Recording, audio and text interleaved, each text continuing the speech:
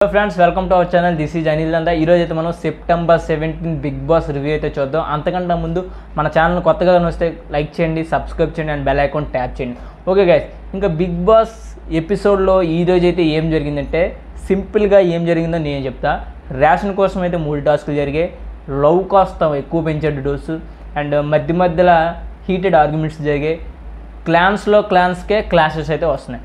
ఇది ఈరోజు జరిగిన బిగ్ బాస్ షార్ట్ రివ్యూ. ఇంకా ఓపిక ఉన్న వాళ్ళు ఏం చేస్తారంటే, నాది స్లోగా ఉంది అనుకుంటే 1.2x అయితే పెట్టేసుకోండి, మీకు కొద్దిగా క్లియర్గా ఉంటుంది ఎవరికి వీళ్ళని బట్టి వాళ్ళు. సో అయితే ఇంకా మనకి మార్నింగ్ ఏంటంటే మార్నింగ్ కాదు, వీళ్ళు లవ్ ట్రాక్లు కొన్ని అయితే కొనసాగిస్తున్నారు. అందులో మెయిన్గా సోనియా, పృథ్వీ, నిఖిల్ అండ్ సీత, యష్మి, మణికంఠ ఆల్సో. వీళ్ళు లవ్ ట్రాక్స్ అని నేను అనను, బట్ వాళ్ళు మాట్లాడే విధానం, సిచ్యువేషన్ అయితే అలాగ అనిపిస్తుంది జనాలకి. నాకు కూడా కాదు, జనాలకి మేబీ నాకు కూడా అవ్వచ్చు. సో ఎందుకంటే మన యష్మిని చాలా క్లియర్గా, స్మార్ట్గా, కరెక్ట్గా నామినేట్ చేశాడు మణికంఠ.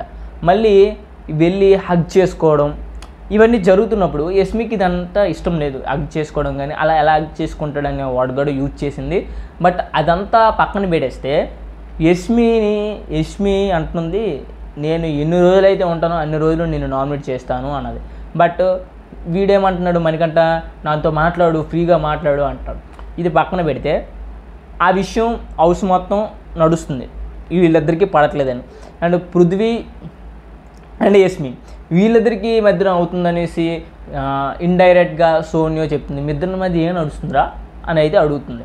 సో ఏం నడుస్తుంది అనేది మనకి ఇంకా తెలియదు క్లియర్గా, ఎందుకంటే ఆయన కూడా అంతగా ఓపెన్ అవ్వలేదు ఆ విషయంలో.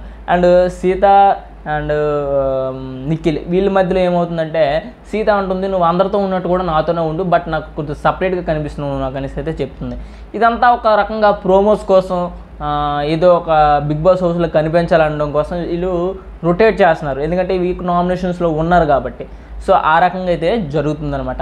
ఇదంతా అయిపోయింది. మార్నింగ్ సాంగ్ వేసాడు, అంతా హాయిగా ఉందనే టైంకి బిగ్ బాస్ ఒక 3 టాస్క్లు అయితే ఇచ్చాడు. అందులో మొదటి టాస్క్ ఏంటంటే రేషన్ కోసం. ఈ టాస్క్ అంటే 2 క్లాన్స్లో ఎవరైతే గెలుస్తారో వాళ్ళకి రేషన్ ఈ వారం అందుబాటులో ఉంటుంది అనేసి అయితే చెప్పాడు.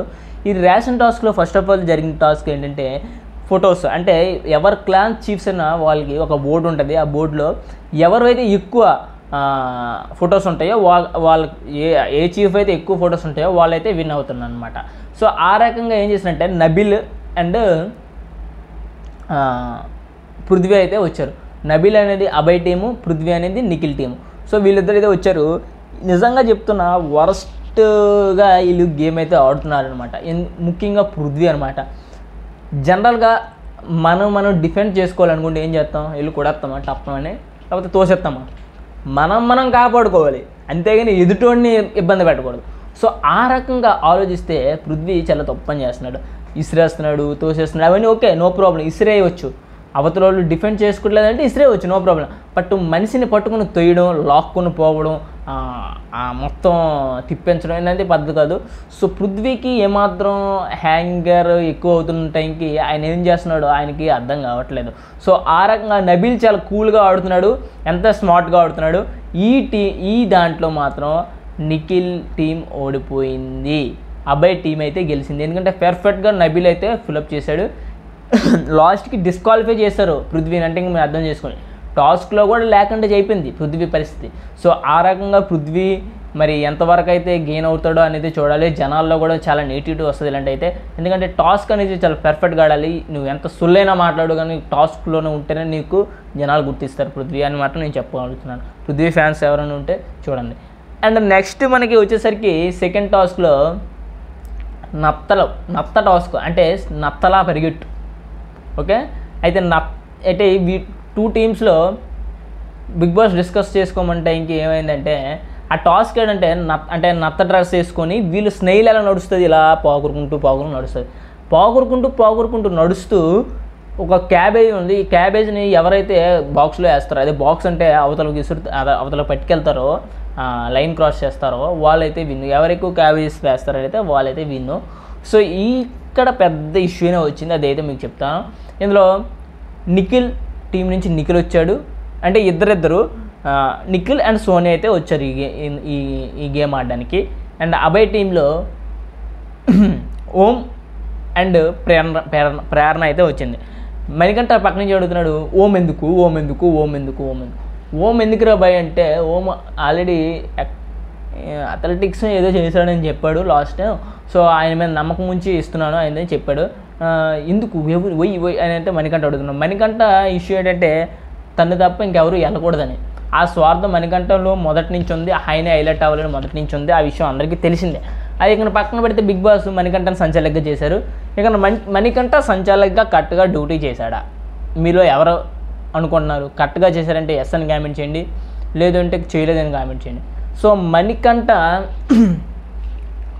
ఈ టాస్క్లో ఎలా పెర్ఫామ్ చేశాడు అనేది పక్కన పెడితే సంచాలకుగా ఫెయిల్ అయ్యాడా లేదనేది లాస్ట్ వీకెండ్లో నాగార్జున గారు అయితే చెప్తారు. ఎందుకంటే ప్రేరణకి మణికంఠకి చాలా ఇష్యూ అయితే జరిగింది. ఈ విషయంలో ప్రేరణకే కాదు క్లాన్ మొత్తంలో జరిగింది. నేను ఇందాక క్లాసెస్ అన్నాను కదా, ఇక్కడి నుంచి స్టార్ట్ అయ్యాయి క్లాసెస్.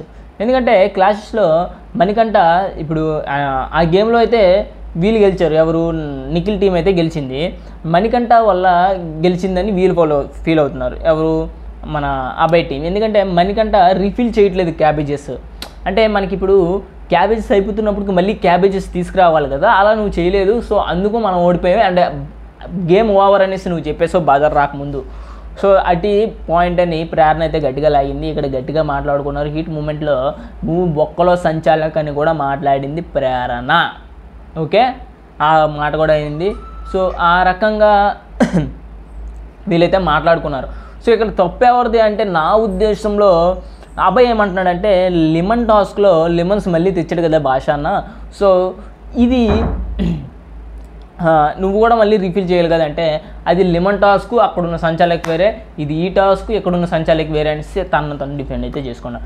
నాకు అర్థమైన ప్రకారం అయితే నేను చేశాను సంచాలక్ డ్యూటీ అనేసి అయితే చెప్పాడు. సో ప్రేరణ అయితే దీనికి ఒప్పుకోలేదు. ఎండ్ ఆఫ్ ద డే మళ్ళీ కూల్ అయ్యారు, కానీ ఆ హీట్ మూమెంట్ అనేది చాలా గట్టిగా నిలబడుతుంది నామినేషన్లో, అదైతే వాస్తవం అని చెప్తున్నాను. తర్వాత ఒక థర్డ్ టాస్క్, ఇది చాలా రేపు ఉంటుంది, దీని టాస్క్ మీద ప్రభావం వేరేగా ఉంటుంది. ఎందుకంటే ఈ టాస్క్లో ఇద్దరు ఉంటారు, ఒక స్క్వేర్ టైప్ ఉంటుంది, ఆ స్క్వేర్లో నించొని ఎవరు బెలూన్స్ వాళ్ళు కాపాడుకోవాలి. ఆ బెలూన్స్ కాపాడుకునే విధంలో నిఖిల్ వచ్చాడు, అభయ్ వచ్చాడు, okay sorry, Nikhil and Abhay అయితే వచ్చాడు. Abhay maximum of the time బయటే ఉన్నాడు, ఆ స్క్వేర్ బయటనే ఉన్నాడు, ఆ బయట ఉండే బెలూన్స్ని అయితే క్రాక్ చేస్తున్నాడు, బ్రేక్ చేస్తున్నాడు. సో ఇదైతే సోనియా గమనించింది, చాలాసార్లు చెప్పింది కూడా, వార్న్ చేసింది. అయినా నా ఇష్టం నేను ఇట్లానే ఆడుతాడు అనేసి చెప్పాడు అభయ్. అండ్ ఇంకో ఇష్యూ ఏంటంటే ఆ స్టిక్ అనేది ఇరిగిపోయింది నిఖిల్ది, 2 times అయితే ఇరిగిపోయింది. 2 times కూడా వీళ్ళైతే స్టాప్ చేయలేదు గేమ్. అభయ్ అంటే విరిగిపోయినప్పుడు నార్మల్గా కాంపిటేటివ్లో ఉన్నప్పుడు అయితే స్టాప్ చేస్తారు, బట్ ఇక్కడ అభయ్ స్టాప్ చేయలేదు. అదర్వైజ్ వదిలేయండి, పక్కన పెట్టండి. తర్వాత ఆ బెలూన్స్ లాస్ట్కి ఎవరైతే ఎక్కువ ఉన్నాయో అది అభయ్కి బాడీ మీద అయితే ఒకటి ఉంది. అండ్ సెకండ్ క్లాజ్లో ఏముందంటే మ్యాక్సిమం బయట ఎవరు ఎక్కువ బెలూన్స్ ఉన్నాయి అనేది పాయింట్. సో ఆ పాయింట్లో చూసరికి అది ఇక్కడ 1 ప్లస్ ఇక్కడ 6 బెలూన్స్ ఉన్నాయి, మొత్తం 7 బెలూన్స్ అయితే అభయ్ బయట ఉన్నాయి. నిఖిల్వి మొత్తం 15 దాకా ఉన్నాయంట, అది సోనియా అయితే చెప్పింది. అయితే ఇక్కడ మెయిన్ వచ్చే ప్రాబ్లం ఏంటంటే ఫస్ట్ క్లాస్లో బాడీ మీద ఉన్నవే కౌంట్, బాడీ మీద ఉంటే వాళ్ళు విజేత, ఇన్కేస్ బాడీ మీద లేకపోతే ఎవరైతే ఎక్కువగా ఉన్నాయో వాళ్ళు విజేత. ఇక్కడ సంచాలకుగా నేనేం చెప్తున్నానంటే సోనియా ఒక రకంగా తప్పనే చెప్పాలి. ఎందుకంటే ఫస్ట్ క్లాస్ ఏంటి, బాడీ మీద ఎవడైతే ఎక్కువ ఉన్నాయో వాడు విన్ను, ఎందుకంటే బాడీ మీద ప్రొటెక్ట్ చేసేది వాడు గ్రేట్, సో వాడు విన్. ఇన్ కేస్ బాడీ మీద ఇద్దరికీ లేవు, అప్పుడు ఏంటి పరిస్థితిలో, అప్పుడు ఎవరైతే ఎక్కువ బెలూన్స్ ఉన్నాయో వాడు.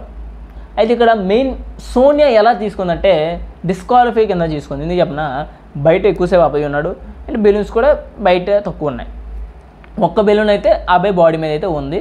అయితే ఇంకా వీళ్ళు సోనియా మీద వేసే అపనిందలు ఏంటంటే నువ్వు బెలూన్స్ మళ్ళీ లోనకు తోయలేదు, అన్నీ ఆరెంజ్ బెలూన్స్ తోసావు అనేది చెప్పారు. అదైతే మనకు నాగార్జున గారు సాటర్డే ఎపిసోడ్లో క్లియర్గా ఇస్తారనమాట. బట్ ఈ టాస్క్లో 2 రకాలుగా ఆలోచిస్తే అంటే బయటికి వెళ్ళడం ప్రకారంలో అయితే రూల్ పెట్టుకుంటే బయటికి వెళ్ళినప్పుడు కాబట్టి అభయ్ అవుట్, అప్పుడే అవుట్ ఇంకా. సో అప్పుడు అవుట్ అవ్వలేదు, మరి ఇప్పుడు మాత్రం విన్ అవ్వాలి, ఎందుకంటే అభయ్ ఒంటి మీద ఒక అయితే బెలూన్ ఉంది. సో ఈ రకంగా సోనీ అయితే తప్పు చేసింది. ఇక్కడ మాత్రం ఎస్మీ రెచ్చిపోతుంది. ఎస్మీ నామినేషన్ ఉందో లేదో అని గుర్తుంచుకోలేదు, మర్చిపోయింది ఏంటో మనకు తెలియట్లేదు. ఒక రకంగా రెచ్చిపోతుంది, ఫేక్ అంటుంది, చీటర్ అంటుంది, ఏవో అంటుంది. అభయ్ వర్సెస్ నేను క్లాసెస్ చెప్తున్నా, Abhay versus Sonia and Esmee versus Sonia and Manikanta versus Prerana, Esmee versus ప్రేరణ.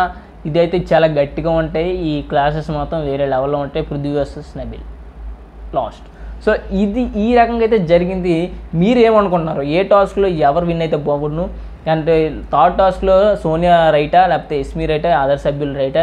మీరేమనుకుంటున్నారు కింద కామెంట్ చేయండి. వీడియోస్ లైక్ చేయండి అండ్ బెల్ ఐకాన్ ట్యాప్ చేయండి. అండ్ మనం ద గోస్ట్ ఫ్రెండ్ అనేది ఒక వెబ్ సిరీస్ వస్తుంది సిరీస్. ఆ వీడియో కింద డిస్క్రిప్షన్లో పెడతా. వీడియోస్ లైక్ చేయండి, బెల్ ఐకాన్ ట్యాప్ చేయండి. Thank you guys.